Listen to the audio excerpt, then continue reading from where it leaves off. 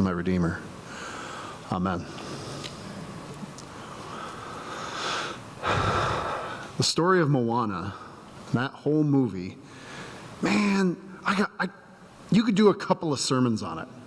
There's a lot of themes, a lot of strings throughout that story that finds harmony in the Christian message. One was on this week's newsletter in my video. Smash that subscribe button to get exclusive content. Sorry. There's that one, and that was the one about Maui, the demigod in that movie. There's another one, there's a creation care sermon. Kind of the whole plot of the movie is about how there's this, due to the actions of one of the characters, the earth is slowly hurting. And we need to do something to restore what has been broken. I could give another sermon about caretakers, tutors, lessons about being a mentor. The grandmother in this movie is one of the best characters ever. She's honestly a grandma, and when you see her, she's like dancing, and she goes, "I'm the village crazy lady. I can do what I want." Great. But what really captures my imagination about this story, what really speaks to me in terms of like where I find the strongest harmony with the Christian message, is in the first act. Joseph Campbell's, the hero's journey. What starts for our hero, the title character, Moana. What gets her going, what the whole setting is. Moana, she would be classified as a Disney princess, although you never hear her referred to as princess, and her dad is always referred to as chief. So you don't know king. So if I refer to her as a princess, that's why, and her dad's a chief. She's grown up on this island of Motunui. And the people have been living on this island for generations. There's a scene where you see where the chief had placed a stone on the top of a mountaintop, and it's like there's moss on that bottom, a couple of 3 stones, and it's pretty high for her to place the final one on there. She's the chief to be. And part of that song is this celebration of the island. It gives us what we need, whether it's the coconuts from the trees that helps us with our food and our clothing. The fish before the reef is enough to feed everybody. The village of Motunui provides for this whole people, and for generations it's been enough. And then this girl, as she's growing up, she feels this internal pull, the creative energy to see what's beyond the reef, to go into the water. Now she finds some resistance, primarily from her dad, the chief. He's got a couple of reasons. One, which you find out later, he's got trauma. He had the same impulse to go out and to explore beyond the reef. When he tried, him and his friend didn't make it back. So he fears for Moana's safety. Second, things are fine. Doing what we have always done has provided for generations. You can tell by how much moss is on the rocks. And one of the lyrics from the song is, "Tradition is our mission." From passing on the people from one generation to the next.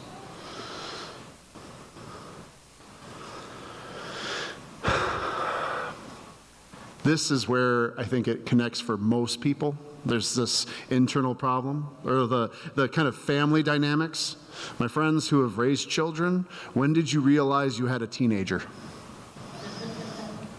When she was 5, right? Like, there's that impulse for the child to leave home. That's just natural. Oh, one of the other things that makes this kind of really telling for a lot of folks, Moana, in other Disney stories, the title character has to overcome their natural situation. Like Bambi, spoiler alert, grows up without parents. Or you get Cinderella, who has the evil stepmom, is that it? Or the stepsisters, who she has to overcome. Huh? Both? Moana grows up in a secure home. Everything seems okay. Her parents love her. She's got generations that are helping guide and move her. So it can feel a little, well, why do you want to change things? Everything's going fine. Maybe you didn't have to raise children to have the experience of this dislocation. When was it in your family when someone you loved, who you celebrate holidays with, who you have traditions with, when they brought home, when they got involved with a romantic partner? Did the tradition have to change? Did it have to stop? Or did somebody hold firm and try to force the tradition to happen? Now, sometimes those traditions can change pretty easily, and sometimes they're a bit more movable. When I became a pastor, my whole family, the only thing we've ever done, the only thing for the 26 years I was alive before I became a pastor, the only thing my family had ever done for Christmas was Christmas Eve. We settled in at 3 o'clock, and that's when our traditions start, and they didn't end till 9. So when I became a pastor, I told my folks, I work Christmas Eve from now on. And they responded, well, why can't they just do Christmas Day?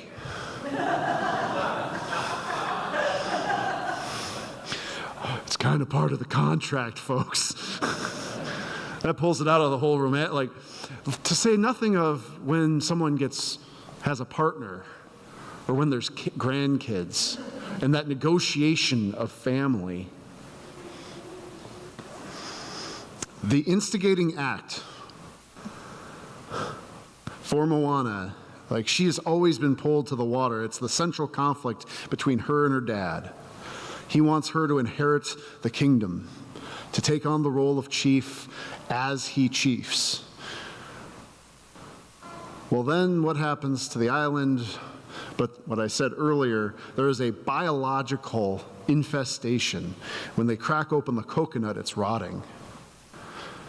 The fishermen are coming in and saying, there's no fish inside the reef. Moana challenges her dad and says, we got to go beyond the reef to catch fish. And he's just striking her down. The two things that happen that motivate her. One, she meets with her grandmother, one of those roles of elder in the family, mentor, someone beyond the biological, direct parental relationship. You want one chief for success amongst children is how many adults know their names outside of their parents and care for them. Moana learns that before the stones in the pile were constructed, before that very first stone, before they landed on the island, the people of Motunui were voyagers.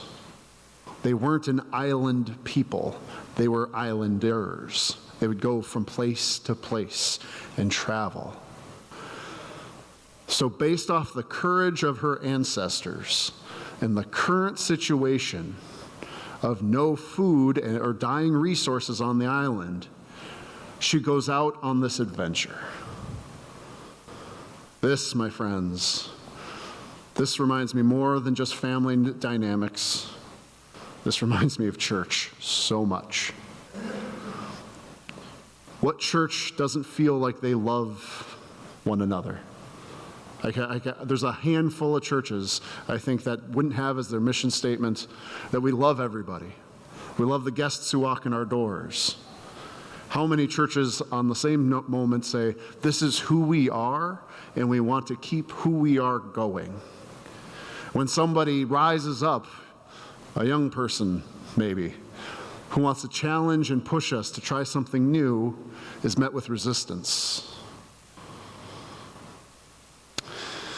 Pastor to church, and it doesn't really matter what I wanted to bring, but I wanted to bring a new level of technology there. It was just a little thing. It was just something to help reach new people, to let people know we were coming. It was going to cost a couple of bucks, but we're just going to try this new thing. And man, everybody, I brought it up to the trustees first, and it was full court press. Pastor, you're crazy. I brought it up to council. They're all like, Pastor, you're crazy. Well, you call me crazy enough times, I'm about to do something crazy. But I kept talking about it, and one person told me, it's not that crazy. And then they gave me a bit of history that I went back to the trustees. I had at the charge conference, which was the all-church meeting, I reminded everyone. This is Greater Minnesota, by the way. I brought up the history of that church, and that 100 years before, they picked up the building, put it on a trailer. 100 years. You know what kind of vehicles they had 100 years ago? They put the church building on a trailer to move it 3 miles. And you could just hear and some of the older members are like, oh yeah, Dad used to talk about that and how blah, blah. They were just, they couldn't believe it. The whole building down 3 miles. Oh yeah, some of us really know about that. Well, I looked into it. Why would a church do that? Any guesses? Can you hear it? Room to expand? That's a good one. That wasn't it. Not flooding. It wasn't a biological reason. Well, it was a biological reason, but not outside the church. What? Going where the people are? That was the secondary reason. What was the primary reason that got everybody on board to spend the money, the energy, the resources? Indoor plumbing.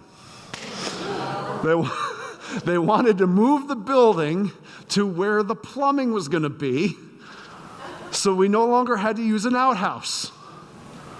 And so I raised the question, did they need to move? Well, yeah, they had perfectly good outhouses. If it's good enough for great-grandpa, isn't it good enough for me? Well, no. You know who led it? The church women. And they push, and they said, by the way, not only are we getting on the indoor plumbing, suddenly we can have running toilets, but we're now near the train tracks, so we can greet people when they are moving west.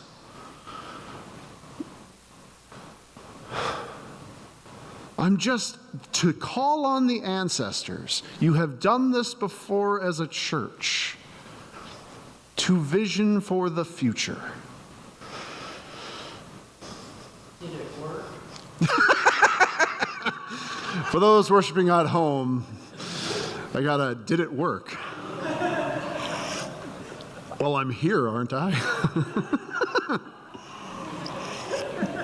Everybody got the reference in that congregation. They said, that's fine, we're sticking without it. Because, I'll be honest, I can't say that standing in tradition is comfortable. I don't blame Moana's dad for wanting his daughter to keep the village going. It has been generations. Who hasn't felt that experience where you're like, you know what? This worked. Why? It's going to work again. But I challenge you, like the story we read in the Gospels, the disciples could have just been fishermen, pretty much lost to history, because these were a couple of guys doing their father's business. I mean, who hasn't felt that sense of legacy or commitment and a need? And here comes Jesus saying, follow me. The adventurous spirit of what's next. Here at Spirit of Hope, the real challenge, man, we have spent 19 years as a reconciling congregation, many more as individual members pushing against the discipline that said homosexuality is incompatible with Christian teaching. And we are still in the midst of celebrating the changes. And I think at least another year is good of celebrating.